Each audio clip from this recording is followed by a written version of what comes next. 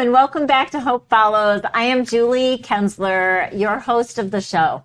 I am so excited to be here, and I just look forward to this time that we can have together, my friends that are watching, as we learn, explore stories of hardship, struggles, and trials, but the hope that follows those.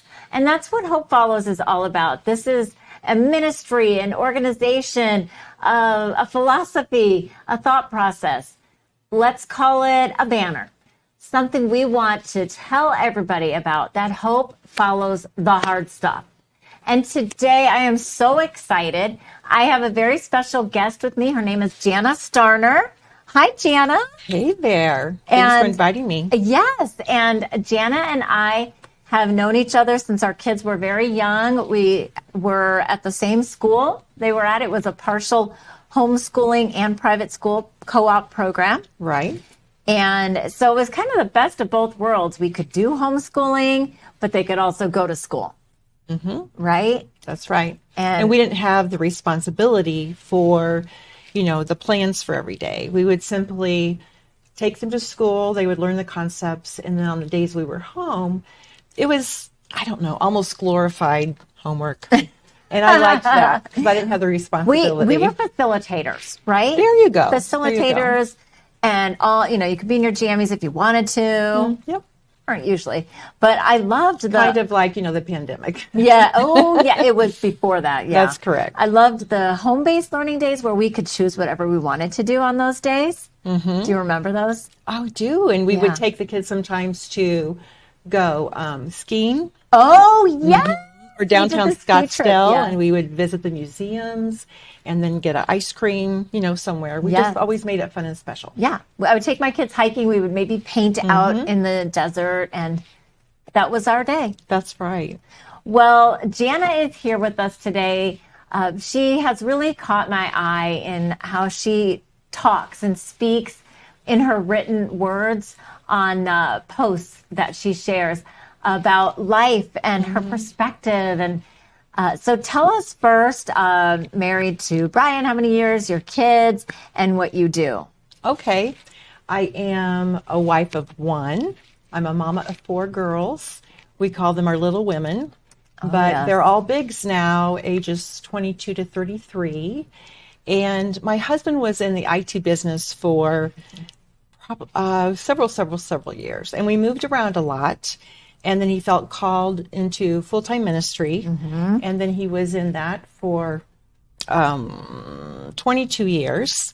And we moved around a lot with that. But we have been in the Phoenix Valley for 18 years, and we just love it. We just love it. Presently, I am working for a couple of nonprofits, actually. I'm working for a nonprofit that goes in and, I'm going to say, assesses church health. And then guides in that. It's called New Church. Actually, it's just changed its name to Next Steps. Nice. And then I am HR for a home health agency. And then I have a passion for health and wellness, wholeness, the integrated self that the Lord has created. And I have a side business with that. Yes, and we'll talk a little bit more about that too a little bit later, of your passion, why you're passionate about the overall health and wellness of our bodies and to be the best caretaker of our bodies. Mm-hmm. But one of your posts in particular that you had shared was about marriage and some things that you said. You said that the 50-50 give and take in a marriage, like that is just not how it is. And you had said that sometimes Brian, your husband, gives 119% when you have little to give. And there's times when you both don't have much to give. And I wanted you to share, I just felt so much wisdom from you reading that on your experiences, so your personal experiences, to expand on that. Okay, well, when you marry, you don't really know who you're marrying. Not really. I mean, you have some sense of that. But once you start walking the path, then you learn a lot more. And one of the things that Brian and I learned about each other is that we are we are opposite in every single category. Oh my. And so, you come into this marriage and, I know what I think, what you think, what the other person thinks. And it's just kind of hilarious because I just am sure of that. Whereas Brian is more contemplative. It takes him longer to process, and I am more mouthy. He is less likely to say things that he regrets. So we were just opposite. And so as life unfolded, then, and you learn about each other, I think it came to a point where, you know, for us, I had to put away the fact that it was ever an option for us to be separated. And he used to say, if you leave me, I'm coming with you. So it was just kind of a funny, but I feel like once I really got to that point, then I could really hone in and just kind of relax and start to truly appreciate everything that he brought to the table, the different things that I did. And together, it was just a wonderful mix. And marriage is not easy. It is hard. Yeah. I don't think, at least, I don't think if people are being honest, it is ever easy. No. Just because you have two people. Exactly. And, you know, when is that ever easy? Absolutely. And so I wonder if you had any, I know you talked about going through counseling. I mean, my husband and I have been to a counselor before. Yeah. And so do you want to share a personal experience, maybe one of your struggles and how you guys worked through that? Okay, well, when I reached a point in a certain situation, I just felt like I wanted to become a better communicator. But probably even before that, I wanted to learn how to handle myself. You cannot focus on changing somebody. You have to work on being the best that you can be. And as a believer, as a Christ follower, I'm not doing that alone. Plus, the guidelines or values with that is very different than if you're not a Christ follower. Like, you know, it's like such a weird balance of we're to be unselfish, but then we have to learn boundaries and self-care. And I don't have all the answers on that. But I will say that I knew inside myself that I was drawn to learn more, and I would choose to go to a counselor. And so I went to the counselor by myself several times, and then I invited Brian. And I'm just going to give you this cool free tip because I spent a lot of money to find this. Yes. Okay. So we went one time and we were sitting there talking, and the counselor said to Brian, you know, I really think that you see Jana as a bubble light. You know, Brian's so true and steady, and he has rhythms, and he, you know, you can predict what he'll be doing next when it comes to, like, say, his morning routine. Okay. I'm not like that. So she said, I'm going to tell you this, because it would be frustrating to me if he didn't know how he felt and he didn't know what to say or whatever. And this was huge. Trying to get it out of him, right? Yeah. And it would be frustrating. Right. But the thing that she taught me was, she said, I want you to think of Brian as a bird in a cage. It's kind of strange. But anyway, wait for it. Okay. So think of him as a bird in a cage. And then I have something that I want to talk to him about. And so I go to the cage, I write out my thoughts, fold up the note, place it there by the cage. And then when it's good for him, he will open the door, he will reach out, get the note, take it in, and he will process it. And then it's kind of like Queen Esther. You got to give him 3 days to process it. And the thing is, it's so awesome. I mean, I need to take more time when I'm processing instead of just reacting. So that's something that was very valuable to me. And that's the value of counseling, whether it's an individual counseling or marriage, the skills, the tools that they can give you to see things at a different perspective, right, to help you be more successful in that relationship. Right. Now, you said the bubble. He said you were a bubble in the light. The counselor, she told me that I was his bubble light. Okay, what does that mean? Well, because you never know what to expect. Oh, okay. Did that help him to see that perspective of you? You would have to have him on and ask him. Yes, right. But I do know that he has told me before, like if I've been gone for a while and I would come back, he'd say, it kind of gets boring when you're not here. So he's kind. They might enjoy it for a little bit, and then they're missing, us bouncing around and doing all the things we're doing. Then going forward, what about in the parenting years. And I mean, you have kids and the marriage struggles don't just miraculously go away. We still have the trials, the struggles, and challenges. What about the parenting years, early years for you guys, and then as they grew into teenagers? What were your marriage struggles like then, and the hope that followed that?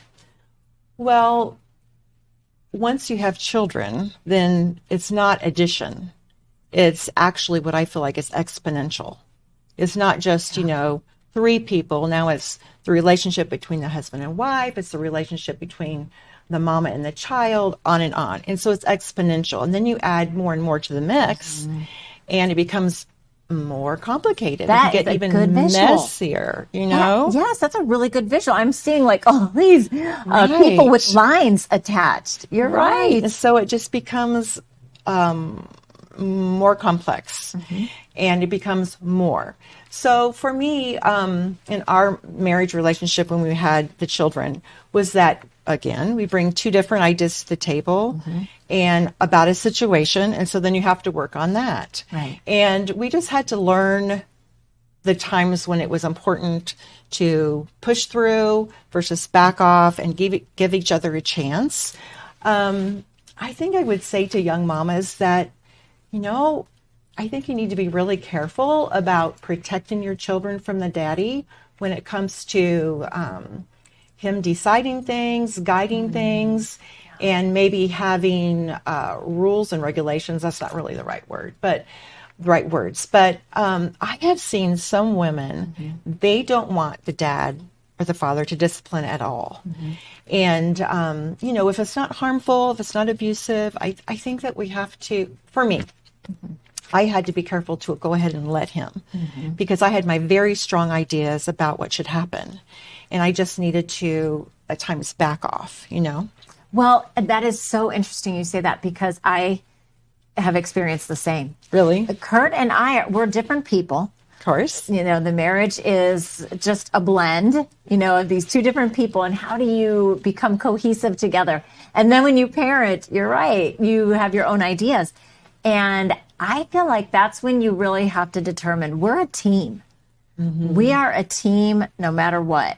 We know what we both want out of our children. We want them to love the Lord. We want them to be responsible, kind, considerate, loving people, loving each other. And you're right, the way we might have disciplined or parented them, so his ideas were different than mine. It was almost like, I know what you're saying, us women, us mamas want to take control. Well, we're very protective. It's like, and we're the mama bear. Traditionally, the mom is in their life on a more daily, consistent basis, getting them ready for school, picking them up afterwards. But I found, especially in the teen years with our daughter, and there were times when I could communicate well with her and resolve things, but there were a lot of times I was not the person for that. It needed to be Kurt. I could not communicate with her when she would have gotten to a point where it was very stressful for her. Kurt was the one to come in. And at first, I felt kind of like inadequate. I felt inadequate and... Like a competition or something? Yeah, like I'm not good enough then. Oh. Because you are obviously doing a better job than me. But then once I embraced, at that point, he's giving more than I could. I had to step back. And that was a healthy way. And that helped her to overcome some stresses that she had and struggles. Right. It's a wonderful thing when you realize that you don't have to do it all by yourself. That's the whole point. Yeah. And because, then you're spreading the energy, what I want to say, not energy pull, but it takes a lot of emotional energy. Yes. And so that way you spread it around. Yes. You spread around the responsibility and things that might drain me or pull on me, don't do that to Brian. Exactly. Or he might just be black and white with them and they're fine with that. When I'm trying to go, would you like to do this or this? And it's like, he says it and they're done. And it's many times more efficient. It just is. I mean, that's the beauty of a marriage with children, is learning how to work together. Right. And I know one of the things my husband says, Kurt always says, whose team are you on? What team are you on? And we're a team. And carrying that, I think we're really encouraging whatever age you are as a parent in your marriage, just to really see yourself as a team. Mm-hmm. You have to have those hard conversations, and also accept the fact that you're not going to line up with everything. Like I had, like different things I wanted to do, like let's say with cleaning the room, for instance. Well, Brian is the neat one in between the two of us. And I would be inconsistent with my own things. And he would say, does it really make sense to require the girls to do ABC if maybe you're not sometimes? Well, I didn't love that response, but he wasn't wrong. But I would say that was something that we did butt heads about a lot. And finally, I had to reach a point that I was like, you know what? Can they be a valuable, solid citizen, live for the Lord, and not have a clean room? Absolutely. Yes. So, you have to let go of things that in the end don't matter, because it's like they're going to be successful and you just have to let it go. But I had to also separate in my mind, like, why am I really pushing him? And sometimes I just was stubborn, just downright Welsh stubborn. So, and that's where we learn so much about each other, though. And that's why I don't know, friends watching, if you're having any kind of challenges within your marriages right now, but we just really want to encourage you, talk to someone. Don't sit and fight these battles alone. Be patient. And like I said in the beginning, Jana's comment about sometimes one partner will give more than the other at times, and that's okay. And there is a time recently, Jana, that you guys in your marriage experienced a very hard time, your battle with cancer. And that was probably a time when you couldn't give a whole lot to your marriage. Right. So how do you live married when you're facing such a battle like that? Again, I think that may be, something that, Brian could answer better than I, but I do know that he was so unselfish.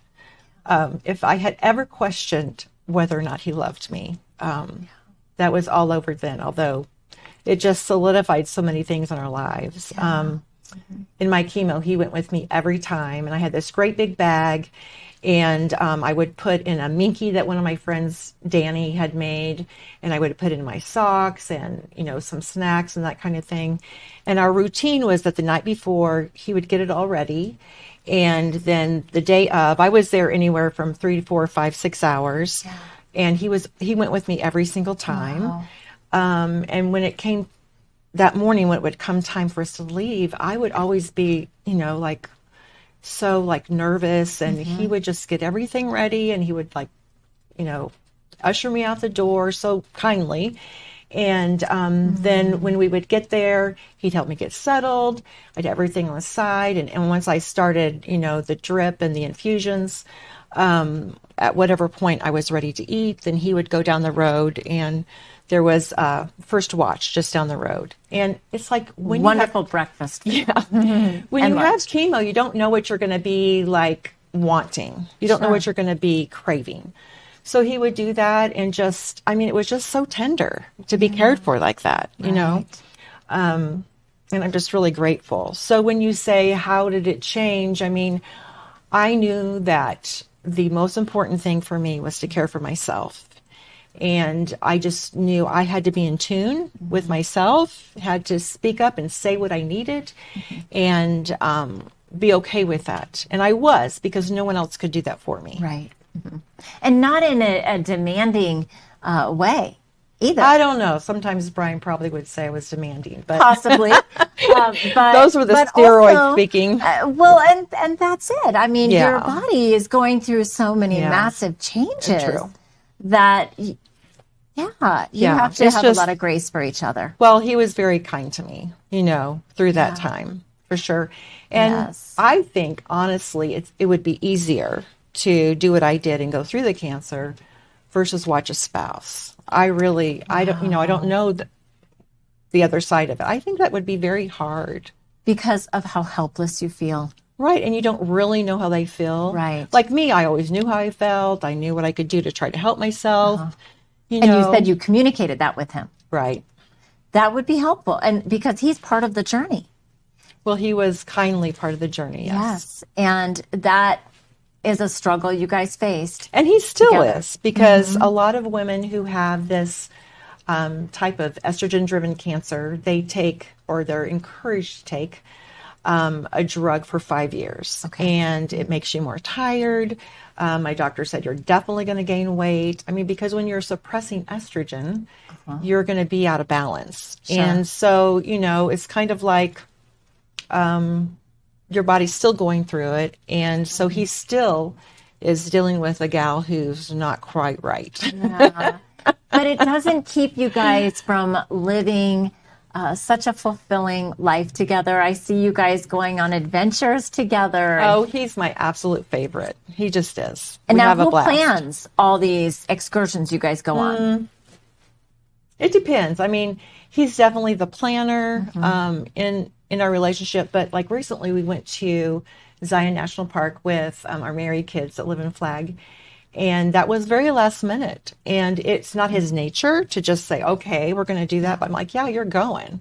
And then at the last minute, actually it was on Thursday night, I was going home and he said, now, why is it you're not going with me again?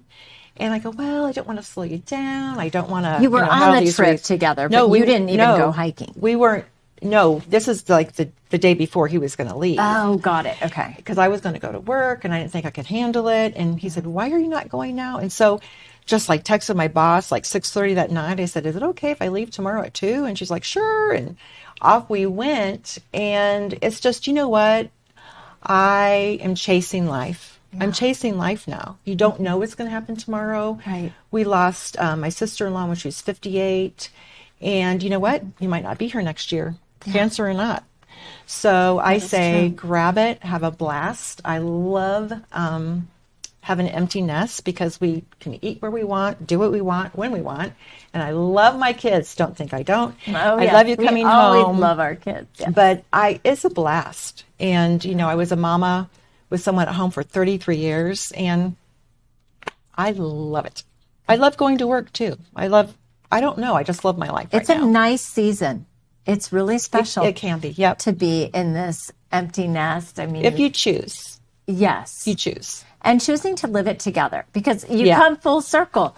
As a married couple, you're learning how to live life as this newly married couple.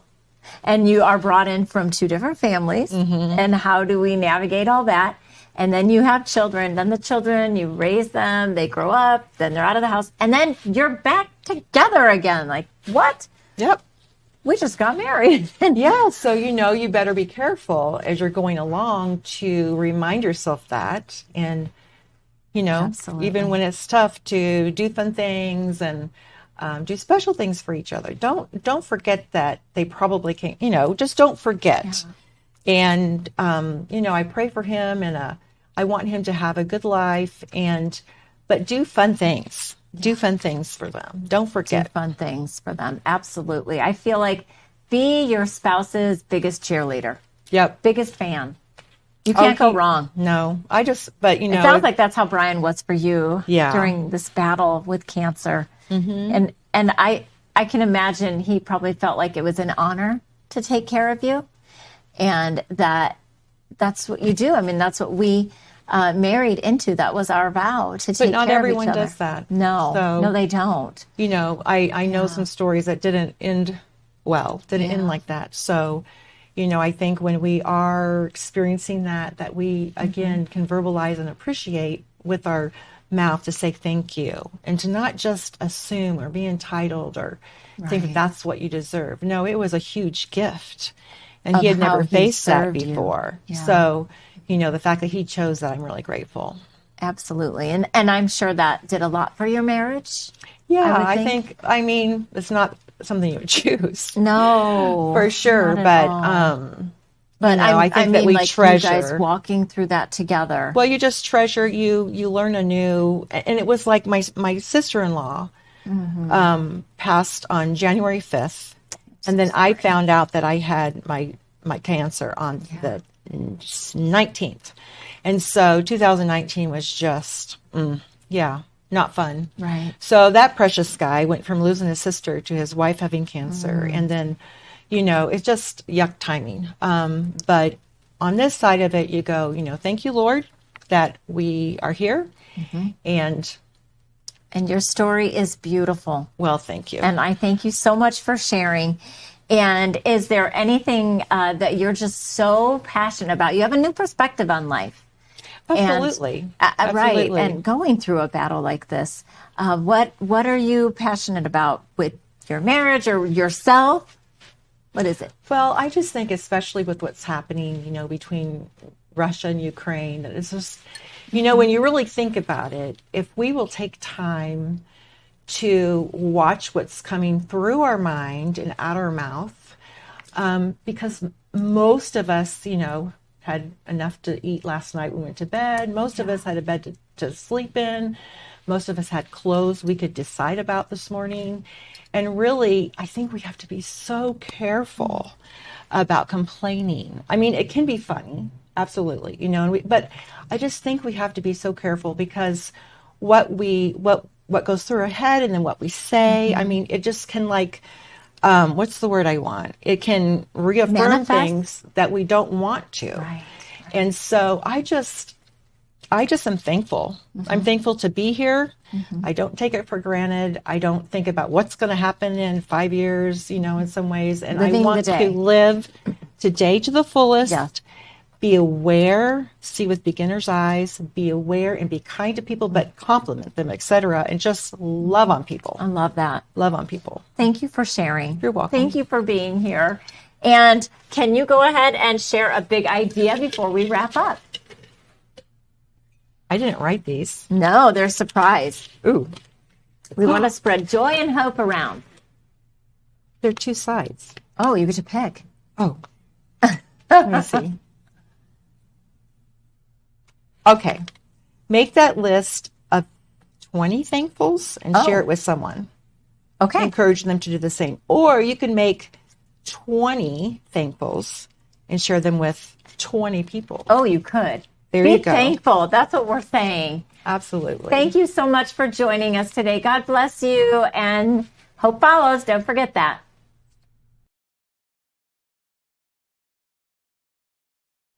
The preceding program was brought to you by the Holy Spirit Broadcasting Network, HSBN Television.